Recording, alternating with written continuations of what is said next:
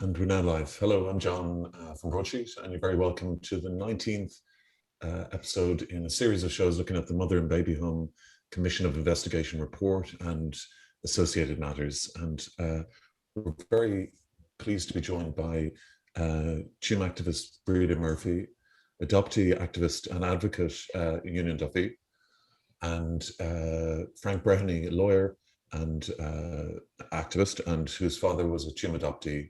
Good evening, everyone. Good evening, John. Hi. Hello, everybody. There's so much to talk about, or there's a great deal to kind of cover tonight. Can I briefly just go to you, Frank, because you did a podcast today where you linked the finds of the unmarked burial grounds in Canada owned by Catholic Church, etc., and the situation we have here in Ireland. Sure. Yeah. I mean, with all the news that's about at the moment, it's quite possible that some of your viewers have missed this. But over the last few weeks, there has been a number of investigations carried out by the First Nation, the tribes, Indian tribes of Canada, where it was generally accepted that there were remains in what are termed residential schools, but they carried out a number of surveys in different locations. And the first one was at Kamloops residential school, where it was found that 215 bodies of children had been buried in unmarked graves. And then it kind of mushroomed out then from that particular point where it began to see other locations. I think there was one location, I can't remember the name of it, where there was over 700 bodies also found. And why it's so resonant with the Irish situation is, excuse me, at the time that all this happened, Canada was very much an infant state. It was effectively being created from the ground up. And the First Nation peoples were an inconvenience, if you like, to the Western developments of that particular landmass.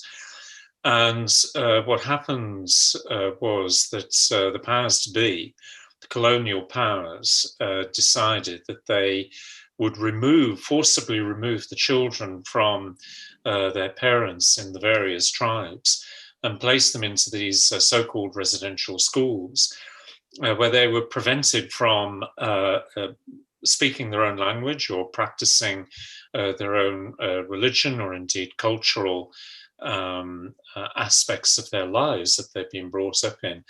And they were introduced to the Christian way of living. And this was an endeavor between two stakeholders, the first being the Catholic Church and obviously the Canadian government, which at the time was part of the British Empire. And the Church of England too, as well. So.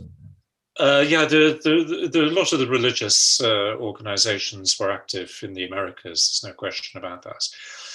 But in some of these particular cases that have been highlighted, the Catholic Church were very much involved, and we've seen the response to that, where Catholic churches have been burnt. I think it's about 3 or 4 Catholic churches have been burnt down over the past week or two. But it has a resonance with the Irish situation.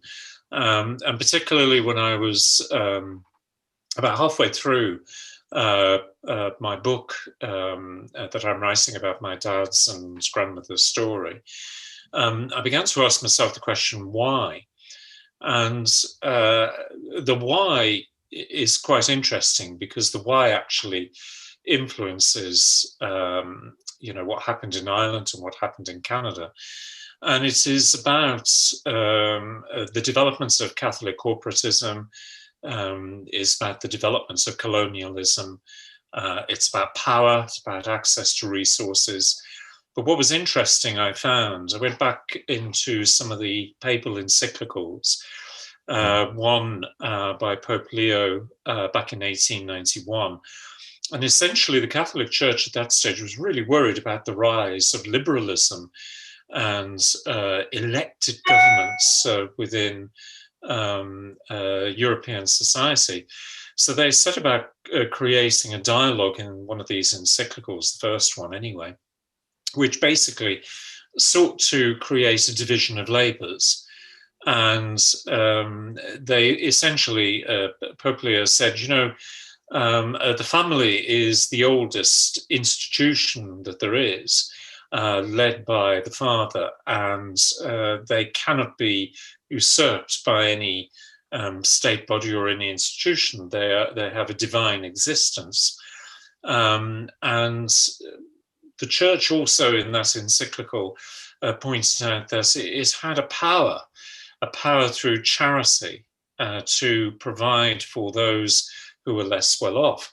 And it wasn't for socialist governments, and this was the language in 1891, to usurp, if you like, the status quo. And this was followed by another encyclical by Pope Pius, and he effectively supported what Leo had said. And it was this construct, the construct of a Catholic corporatism, essentially is they were basically saying, we have responsibility for all of this. You can do what you want to do, but we can actually work together because we will deliver you an ordered society. And then in the podcast I've done today, there's a quote that I picked up. I actually went to the British Library to read this book because there's not many of them about. And it was written by the Reverend N. Warren. And the Reverend N. Warren. And he was very active in the rescue societies, both the Catholic and the Protestant societies on mainland UK. And essentially, people like my grandmother were described as decadents, and decadents effectively ruin society. They corrupt society. And it was the job of the state and the religion, particularly the state, if the state wished to survive, to remove these children of these decadents, whether they were born in or out of wedlock, it didn't matter. And they were to be huge eugenics movement at the time as well. Absolutely. And he talks about the removal, or if you like, the destruction of the imbeciles, the morally imbecilic people and children, and not allow the children to fall back onto the ways of the decadents, their parents, in other words. They had to be separated. So his book was called The Chief Glory, and he said this is the chief glory of our religions, effectively, to remove these children and to cart them off to the far-flung parts of the empire. This was also about empire in his view. This was about also supporting the prospect of empire. And of course they started... So it wasn't just religious. It wasn't just religious, though. There was a huge secular movement. I mean, George Bernard Shaw, Bertrand Russell. Death panels. Yes, that's right. But it had its core, in my opinion. It had its core way back in 1891. By the time you got to the end of the Victorian Edwardian era, you began to see the construct, if you like, of these papal encyclicals about the rise or the cementing in of the power of the Catholic Church, and certainly the state. And they were working in tandem. Yeah. And, when you come to the Irish question, there were many aspirations at the time of the Irish Revolution. You can see that in the Poblacht na Éireann, the actual Declaration of Independence. But the real power in the formation of the Irish state was about the construct of a nation It was about the creation of public morals. It was about the isolation of individuals. And it was about creating fear. And these are the same factors that existed in Canada, back in the late 1800s, early 1900s, and through the 20th century. And in Ireland, in the case of Ireland, the hands that were on the tiller in the creation of this policy were De Valera, McQuaid, and Denis Fahey from Maria Duce.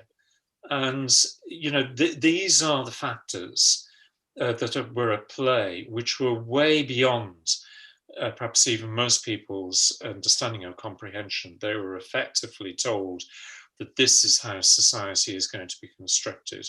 Be away with your ways. But it's interesting. What I find interesting about the research that I did was that whilst Pope Leo put at the centerpiece the ancient construct or the institution of a family headed by a father, it was these very same people who actually deconstructed the possibility of a family unit headed by a father. Yeah. And unfortunately, what many of the First Nation peoples are finding in Canada, and there's some suggestion that there's a similarity of situation in the United States as well. Yeah, I got it. Is that they, for many years, many people suspected that their loved ones were buried on particular grounds, a bit like the Irish situation. I just had a quick read of a report that Breda has sent through a short while ago. And, I have to say, I could see how they were taxed. This is a state body investigating the mother and baby homes situation. And they were taxed about the construct of the septic tank.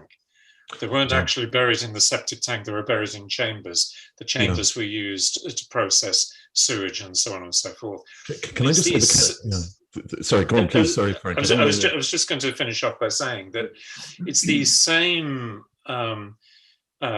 discoveries, the same pain that the Indian peoples of Canada have lived with and now have proof that something terrible happened to their children, their ancestors, if you like, because it's going back. And Breda, they have more now in terms of they had a Truth and Reconciliation Commission whereby some truth was revealed and it was grim. And although the bodies hadn't been discovered then, the cause of deaths, murders, particularly children of priests, just wholesale, carnage in these homes. True. And I'm wondering how resonant. I mean, is that what happened in Tuam in some cases? I mean, is that what happened in Bessborough? Can I just say that the Truth Commission described it as cultural genocide, and what happened in Canada. And I've heard many Irish people, victim survivors, describe it as a genocide. What happened in Ireland, and some people have stronger language than even that about what happened. But to kind of answer your question, and Breda and Ewan can come in on this, when you read, what happened to these children, I was struck by, the conditions that my own father lived in Tuam, where he suffered with contagious disease and hunger and anemia. And, these are many of the similar factors that the children in Canada suffered with as they did in Tuam and Bessborough and other places. So it has a huge resonance. And, in my opinion, the Irish government should be listening and watching very carefully, not just to the voices in Canada, but to the voices in the Republic as well. Okay, yeah. Breda? Sorry. Oftentimes workhouses are never mentioned. Ewan has talked about this before, and I don't know why that is, but there's a quote that's really applicable now that Frank has talked there in or around 1921. this is from W.T. Cosgrove. People reared in workhouses are no great acquisition to the community, and they have no ideas whatsoever of civic responsibility. As a rule, their highest aim is to live at the expense of the ratepayers. Consequently, it would be a decided gain if they all took it into their heads to immigrate. W.T. Cosgrove, founder member of Fine Gael, future Taoiseach, May 1921. Now, at that same time, my grandmother's sister had given birth in the workhouse in Petona to her daughter, Rose. And Rose was quite accomplished. She went, when she was possibly around 18 or 19, she went to the UK where she married. And she went from there to the United States where she passed away, having had a family. And Rose had great potential, and she fulfilled much of that potential. And this is a man speaking about my relative and discounting any opportunity that she would have to contribute to Irish life. So like many who were in the workhouses, they were forced to immigrate. And Ireland's loss was another country's gain. And this is what has happened for generations. You know, you've heard of it before, you know, when there was a wake, an Irish wake, when youngsters who were reared to the age of 14 or 15 or 16 were taking the vote initially to America and then to the UK. And that's where I met many of them. And these people were never given the opportunity, the structure of family in order to make their way in life. The big difference, you know, you saw the signs in the UK, no blacks, no Irish, no dogs. The big difference with those from the communities from Africa and elsewhere, Asia, the difference was they had a family network support system in the UK when they went there. And the Irish were gathered around Camden and areas like that too. But if you came from an institution, you sought to conceal that. So you always tried to be one step ahead and to leave once your identity, or that you may have come from an institution, or perhaps not be able to write your name. Many weren't able to. And many as well came from Connemara, spoke in Irish and kept to themselves.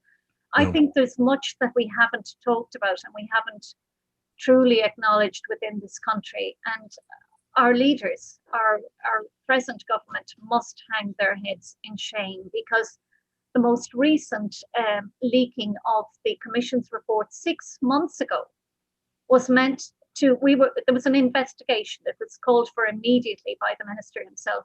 And yet 6 months later, we have no idea, except that we know for sure that that was leaked by government to Jodie Corcoran, who wrote in The Independent, and where I made a press complaint, which wasn't upheld, because The Independent came back to say there were great supporters of survivors. Well, if they were such supporters, as I said to Mr. English, then you would have enough respect for the survivors to let them hear what and see what was in the report before you disclosed it. Yeah, but I think, certainly. I mean, but the biggest culprit is the person who leaked it. Yeah, exactly. And we still don't know who that is, but it's certainly somebody within government, I would think. Who had the report? We did not have the report. Yeah, of course. And I suspect just who got favourable covers that, you know, I mean, it's quid pro quo or something, isn't it? But they're playing with literally people's lives, you know. Much of what has happened is so disrespectful still to survivors, you know, and many, like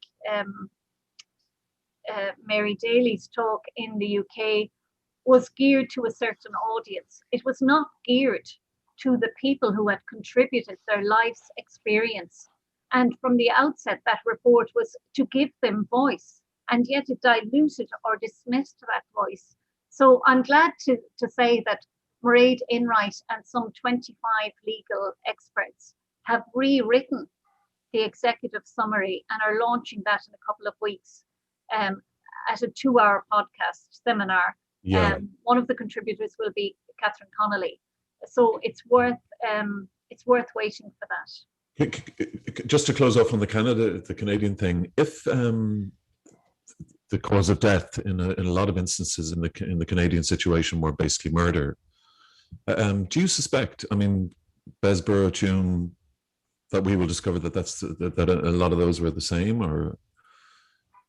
Are you asking me? Will we? I'm just generally, is that the situation? I mean, do people suspect that, or is that why the bones have been exhumed, raised up? And we suspect that many may have been trafficked abroad, for sure, because trafficking. No, I meant the actual bone. I mean, the cause of death. Oh, the cause of death.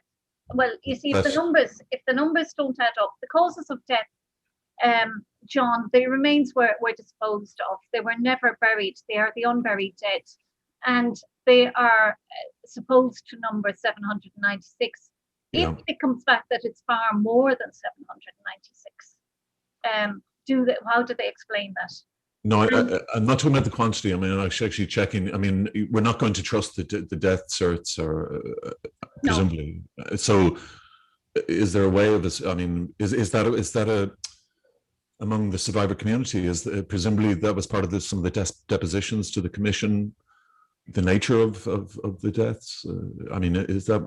I mean, I'm trying to. Well, I sorry to interrupt you there. I think. I can answer your question. I think the clue is in the fact that the government's current burial bill disapplies the role of the coroner. But this is really shocking, isn't it? And it is quite shocking. I mean, Canada is a common law system. It's also a federal system. And it will apply very much like the Republic, very much like the UK, a death that occurs in a coronial district. That coroner has to investigate that death.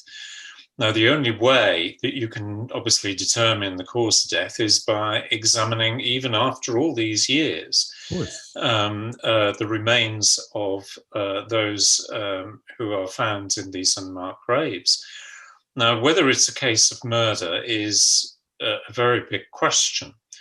It could be, shall we say, corporate manslaughter. It could be a manslaughter through perhaps neglect or reckless behaviour. Well, I'm just reflecting the testimonies from Canada. If there are similarities here, that I mean. Yeah, I mean, if you have a situation, say, for example, where broken bones, say a fractured skull or something like that, then clearly there are big questions to be answered. But after this particular length of time, whether you'd actually get hold of the perpetrator of, the attack is another matter. But that does not preclude the distinct possibility that there is a corporate crime.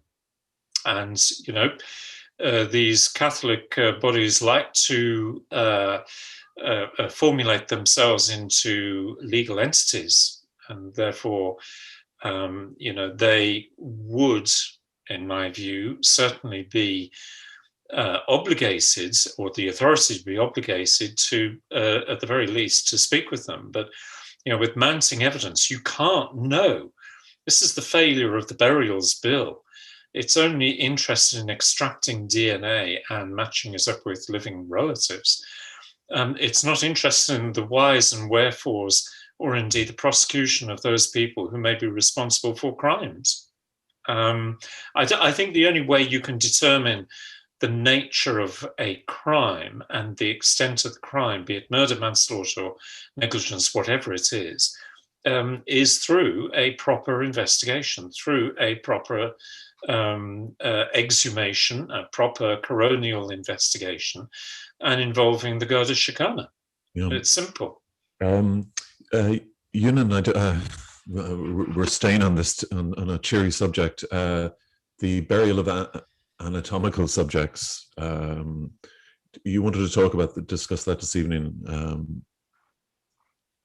Can I leave the floor to you?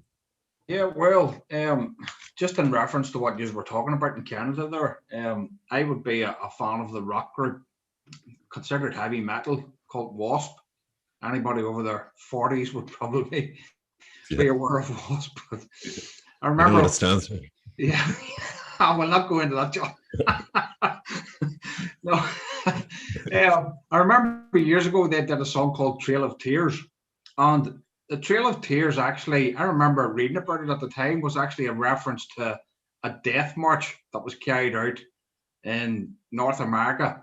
So the separate from Canada. And it was, I think the president at the time was Andrew Jackson, and he brought in an Indian Removal Act, which basically was a forced sort of like to hail or Connaught movement of the native indigenous Americans from, I think it was around Georgia to Oklahoma. And it was about, I can't remember how many miles it was, but that was a displacement, I think, over about 9 or 10 years of 5 what they called civilized indigenous American Indian tribes. And there was a minimum, I think, of around 5,000 Indians died on that march. So they weren't provided with any goods, supplies, food, or anything on that march. And again, that was a forced death march. That was mass murder. What we're actually talking about here in Canada and Ireland here, it's premeditated murder when you actually neglect a baby to death. You know, we can't call it, you can qualify it and try and dress it up whatever way you want. It's murder. I mean, it's no coincidence, for example, there was an investigation carried out here a number of years ago by the Detailed Data Investigative Group, and they looked into death certificates of babies in St Joseph's Baby Home in Belfast in 1942, and out of 63 birth certificates that they could find, 46 of the babies died of marasmus, which we all know is the clinical term for malnutrition. So basically, you know, to get on to the anatomical data, we had eventually got an article carried in the Sunday Times last Sunday. Yeah, brilliant. And that was after we had approached countless members of mainstream media in the North, who again abdicated any sort of journalistic or public interest responsibilities and didn't want to publish data that we had gathered over 2 years. And it was about Queen's University and anatomical body donations that had came from a variety of sources, and that would namely be workhouses, mental or psychiatric institutions, hospitals, some mother and baby institutions. And over an extensive period, according to Queen's University, they have no records pre-1927. And the data that we basically gathered up related right up until 1970. And it was actually close to 600 body donations they had over that period of time. But there's almost a 30-year gap in male donations over that same period of time. So it's absolutely a staggering amount. Now, there's lots of issues here because the 1832 Anatomy Act, which both North and South are still, well, the South of Ireland actually still has the 1832 Anatomy Act on its statute books as of 2018. As far as I know, it's still there. Still there. So they're still operating under that legislation. And it in the North, legislation has changed. And in the UK, it's changed as well. There was a massive scandal around 1999 over in mainland England, where a Bristol infirmary, and then following that, the Liverpool Alderhay Hospital had been found to have been harvesting basically human organs and tissues from children, babies and children, for decades. And they basically hadn't been given what we now term informed consent to the parents of all of those babies over that period of time. And they had been using those organs, they had been storing them, as Brady is referred to, even the wet remains that are talked about in the 5th interim report that are being kept in the Galway University, for example. And I mean, it's absolutely scandalous what's going on here, John. It's really shocking. The fifth interim report basically has been flown under the radar for too long. Nobody has decided to follow up on the serious allegations and the evidence that they have in terms of 3 universities in the south of Ireland, which is UCD, Trinity, and the Galway University. And of course, then we decided to look into Queen's University, being what we do, basically an all Ireland campaign. We decided, well, you know what? If these institutions have been carrying out these practices for a very long time in the south of Ireland, why would the north be any different? And this runs into all of the issues around mother and baby institutions, workhouses, Magdalene laundries. We've been trying fervently for a long period of time now to try and basically put across and highlight to everybody in this country and further afield that the states didn't act any differently, the religious orders didn't act any differently, and basically there were so many complicit and vested actors in carrying out what are basically atrocities here, and massacres, and it's genocide. And a lot of people turn to one thing that really, really is a bugbear of mine is, and it includes academics here. I mean, well-known reputable historians who constantly refer to An Gorta Mór, the famine as it was, and it was genocide. You know, let's not dress these things up any longer. We're sick of the trivialization, the euphemy, everything else. It was genocide. What has happened here in terms of the women and children that were basically discarded in absolutely inhumane circumstances, whether they're in underground chambers or any other circumstances, it's nothing less than murder. It's premeditated massacre. It's genocide. This is the forced devastation of humanity here. And Queen's University, we cannot walk away from any institution. It doesn't matter if it's a university, a hospital, whether it's state-based, or it's religious, whether it's corporate, we cannot walk away from this here. Too many institutions, as we all know, the first and primal priority of every institution will be to protect itself, regardless of what anybody is questioning about the running of that institution, past, present, or future. So, I mean, this data that we have around Queen's University is absolutely staggering, because there are a number of babies that are at issue here. Consent was neither asked nor given, and actually didn't have to be under the Anatomy Act. So there was all sorts of issues around. If it's not claimed, bodies have to be claimed within 48 hours, for example. That issue, as clearly sets out in the 5th interim report, did not happen. All of these so-called procedures and laws were all bypassed and circumvented. And we know that pharmaceutical companies were involved as well in paying for these bodily donations through various parties, whether it be the porter of the university or whatever. Queen's University have also tried to distance themselves from the mortuary technician who worked in the employment of Queen's University. Really, yeah. Yes, absolutely. You know what the bodies were used for transplants, and do you know? I mean, do you know what organs were harvested? We've no idea, John. I mean, we've tried to gather this information now basically for 2 years through a series of FOIs, and there was only one public representative really come out clearly during the week, spoke out about this and said that it's absolutely shocking, disgraceful, and remiss that anybody has to try and gather this information based on FOIs. I mean, but again, this shows you how much people will go to any lengths to make sure, especially when you're talking about some inhumane potential. I mean, if they're not criminal, then they're obviously morally and ethically bankrupt at the very least.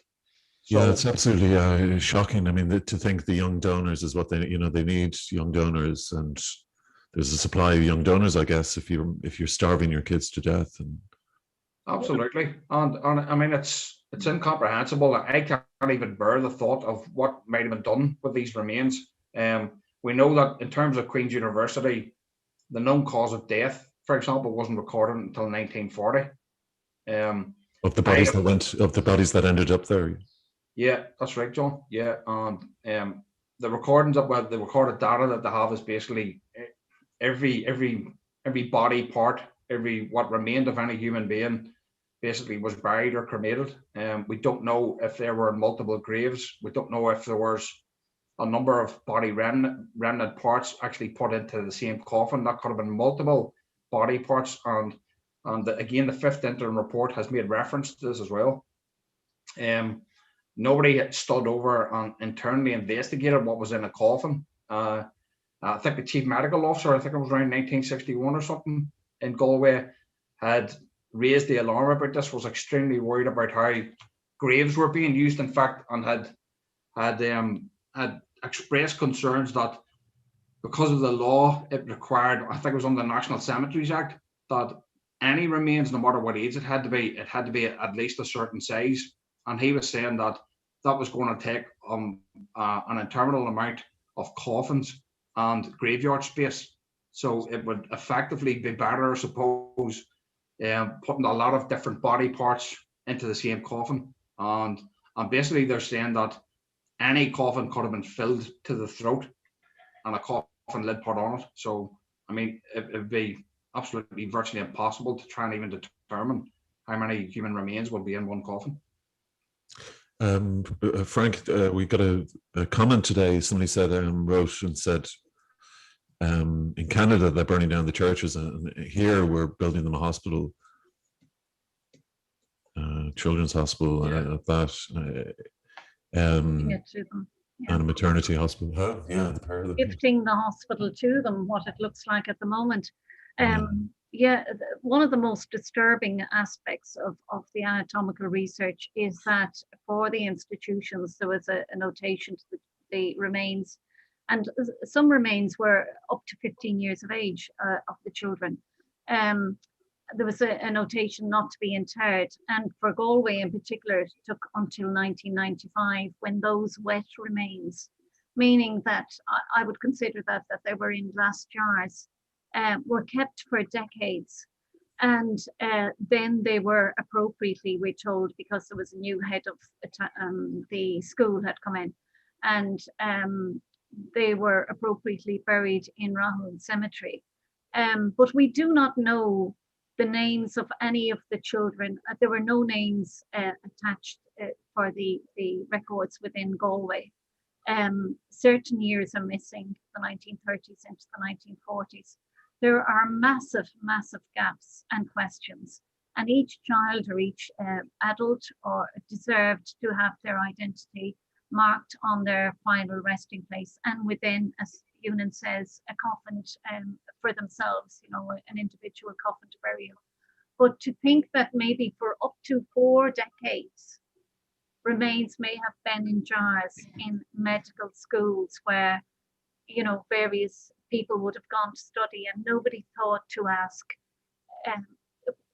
what are we doing? We're talking about an institution, and this is the problem. They are all institutions. So the books from if the child died in the central hospital in Galway, or if the child died in one of the Dublin unions, there was in the Dublin Union area, there were almost 1,000 sets of remains handed over between 1920 and 1977 in Dublin. So, this was a massive, massive issue that has been disregarded in the Commission's report. But the 5th interim report needs greater focus again. And I think we go back to that and ask the questions now from each institution, including the hospitals, to reveal the children that they had, how they died, and then to try and see where they came from, what institution they came from to the hospital, and where they eventually, their remains were stored or dissected or whatever. It's really disturbing, and one of them could be my aunt. Yes, yeah. A Truth and Reconciliation Commission, much like Canada, is so badly needed in Ireland because of fear of litigation and fear of libel. That's why there was so much was revealed in Canada, because they could freely talk. In Ireland, we get the depositions are censored and tapes are deleted, and yes, but the Irish Republic has come under criticism from the Special Rapporteur about its defamation laws anyway. Yeah. And I'm puzzled, I will say, about the fear that the defamation holds over different parties. We saw this recently with the dialogue passing apparently between the religious orders and the Commission because they didn't want to be accused, they want to be defamed. And that tells you that the commission system is not fit for purpose. The problem is that at the moment there is a complete control of the dialogue, and a good example of that is the construction of the Burials Bill. That is a classic example of not actually delivering what's needed. But people, the narrative that's being created publicly is that we're doing something and we're creating this vast piece of work without actually any proper scrutiny. And I've yet to see any politician in the Dáil actually scrutinize this bill correctly. Yeah, I mean, they're acting in total bad faith, aren't they? Yeah, I mean, just disapplying the coroners and local authorities in a bill tells you everything you need to know. To cover up anything else, God knows, to cover up God knows what. Well, exactly. I mean, there's a lot of talk about restorative justice, when in fact, we should be working on transitional justice. But in order to have transitional justice, you need to have all the facts. You need to know everything that has been going on, whether it's about anatomical remains or whether it's about bodies in unmarked graves, or knowing how and why those people died. Irish citizens, as we say in our bill, they started life and ended life as Irish citizens. Just because they're dead doesn't mean to say that they still don't continue to have rights. We're ending up, unfortunately, and I said it before I met these guys and yourself, we're ending up with commissions without end, judicial reviews without end. It's all designed to kind of tie up the narrative. It's control of the narrative, when in fact, a good Minister of Justice would say, right, we are aware of A, B, C, D, and E, and so on problems as a result of this Magdalen system, and we are going to deal with them one by one. And if it's uncomfortable, if it means that you are worried about being defamed or whatever, then take me, the minister, to court. Let's go to the Supreme Court. Let's go to the European Court of Human Rights. Let's take this journey. But it is disturbing. It's also interesting that this anatomical research is lurking there in the background. I suspect the same thing will have happened in Canada, and we haven't yet heard about that as well. And what we've got is that the doctor or the priests or the lawyer or the politicians, they've had a good run. They're the people who knew best. They know best, or they knew best. And that is how they effectively control people. I mean, the issue of transplants really didn't kind of kick off until about 1967 anyway. So there are many decades before where they were acquiring bodies or body parts and carrying out experiments, as Eunan touched on there, quite possibly in the employ of pharmaceutical companies. We don't know. Speaking of which, we must go on and get on to the vaccine trials as well, which is totally related, obviously. The vaccine trials, Breda, you wanted to discuss those, didn't you? Yeah, the thing I wanted to say was that we have no proof that the children did not die from as a result of a vaccine trial. That information is not clear at all in the Commission's report. They've kind of left it and not fully investigated. So I suppose we need to go back to that. We need a proper investigation that really discloses, like Frank says, with the coroner. And Eunan has great knowledge on vaccine trials as well. They happened, just to say that they concluded there was no injuries, but they didn't do any follow-ups. That's just to exactly right. Yeah, exactly right. Yeah, they came to those conclusions without investigating. I mean, it's absolutely staggering. Yes, 100%. Yeah, we should remember this was described as a legal report. But no way. And somebody said, you cannot, if you criticize the commissioners, you will not get another judge to sit on the commission in order to investigate. And I said, well, that's Good. absolutely fine by me. Good. Because really, Well, actually, you'll get them from France and Spain and Italy and places like that. There are plenty of good international jurists, with a good track record on investigation and human rights. I mean, very interesting. I was going to say, sort of like some of the jurists from the International Criminal Court basis. Those are the kind of people that you need, not this kind of inter-society kind of setup. It hasn't delivered. No, I'd love to see Ewan and Duffy head up a commission. Yeah. I think he's the man. Fantastic. Ewan would leave no stone unturned to get to the truth. I'm just writing the lesson now. Really does. Put it this way, in the last few days, I was speaking to a fantastic advocate of the HIA, Victims and Survivors inquiry, etc. And he actually took part in one of the amnesty webinars. I interviewed him as part of it. But this man told me that they had a storming briefing 2 weeks ago because they've now had permission to carry out an independent review of the HIA redress scheme. It is so bad, right? But I'll not go on just to say that the president of this redress board is a judge. And in the storming briefing presentation, the victims and survivors themselves couldn't challenge anybody verbally, but the politicians could. And the politicians actually asked this judge who's heading the HIA redress scheme, had he read Sir Anthony Hart's inquiry report, and he proudly said, no, he hadn't read it at all. And this is a judge heading the redress scheme. I mean, you couldn't make this up. It just gets worse by the day.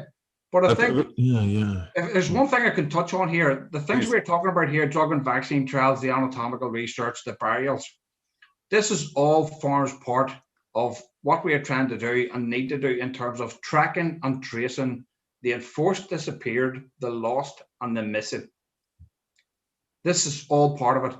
This is the only way we're going to be able to identify who some of our ancestors are, their identification and their relationship with institutions, how it all forms all of our biological, cultural, all our heritage, all of these aspects of it. And I mean, I found out just yesterday that Queen's University actually opened up at least 30 graves, approximately 30 graves in Belfast City Cemetery to accommodate the anatomical remains. And I was told that there's probably four coffins in each grave, which will add up to around 120 people. On top of other people's graves. Yes, they have their own plot, their own designated plot in Belfast City Cemetery. Apparently it was opened just after World War I, but their records only start in 1927. So if you take 30 graves by 4 people, that's 120 people. Our data actually shows close to 600 persons, adults and children. So where are the rest of them? And again, the fifth interim report had talked about a Galway professor that came into the anatomy department, I think it was around 1995, and he had said that there was wet remains on site, and then he took them down to, I don't know, Breda, was it Rahoon or Bohamore Cemetery, and buried these remains. We don't know if they're identifiable. We don't know if the names are on them or anything. The guy in Belfast City Cemetery told me that there's no names on any of the graves in Belfast City Cemetery associated with Queen's University. So if anybody wanting to try and find somebody would have to go through the same process. If you've got a name, we will check it for you.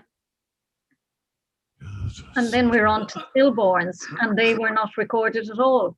Weren't they? No. No.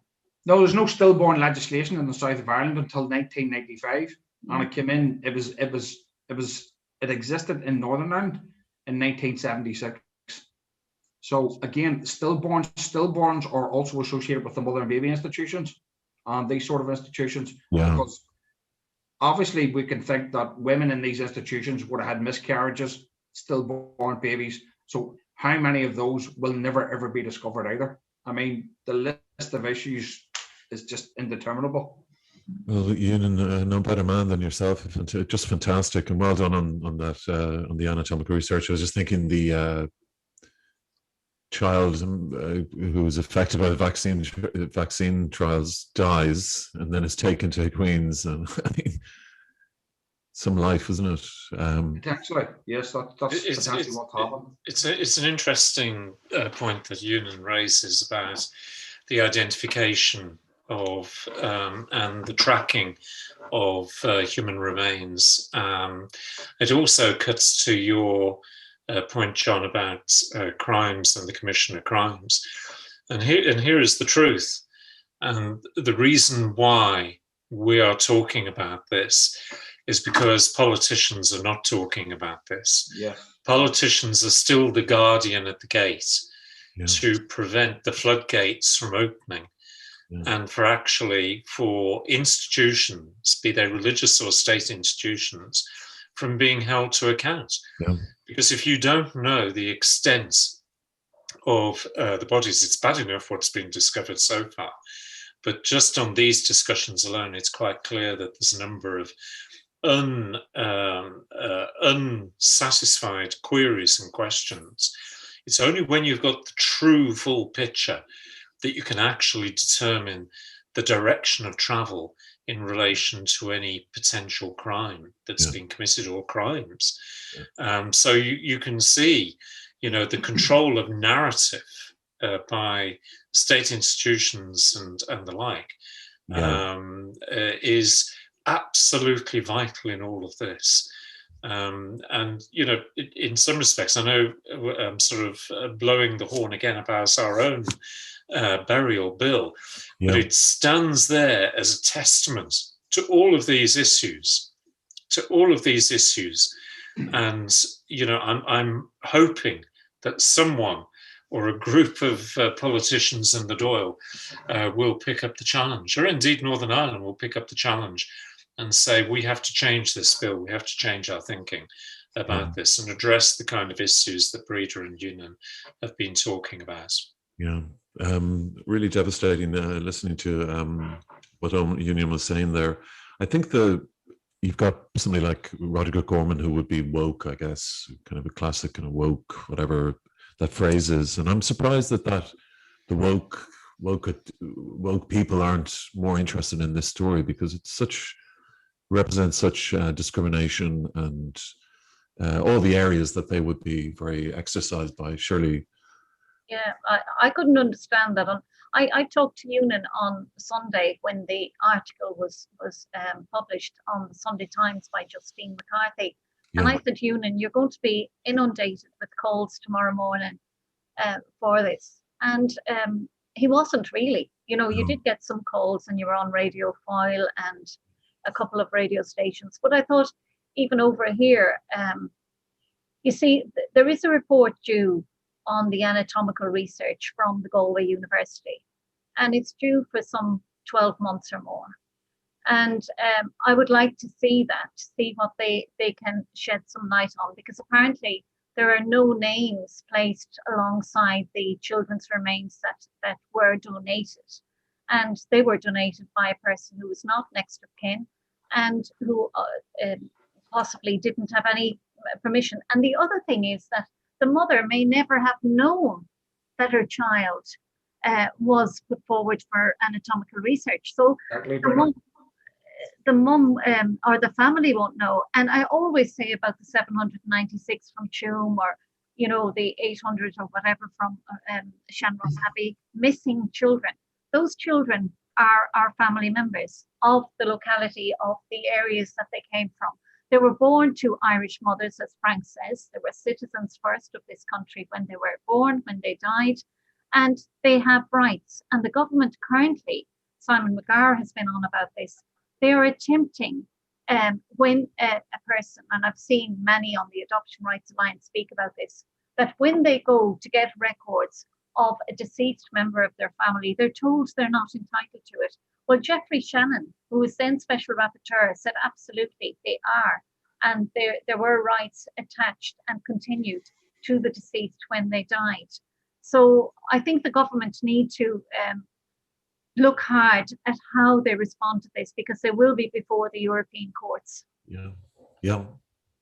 If I could just say something there. Please. Do you know what? Please. I'm actually fearful now that people now, I suppose in the last 20, 30, 40, 50 years, whatever it is, people are now, I suppose, getting towards the point that we're now completely desensitized and dehumanized, because there's scandals coming out on virtually a weekly basis, whether it's in Ireland or somewhere around the world.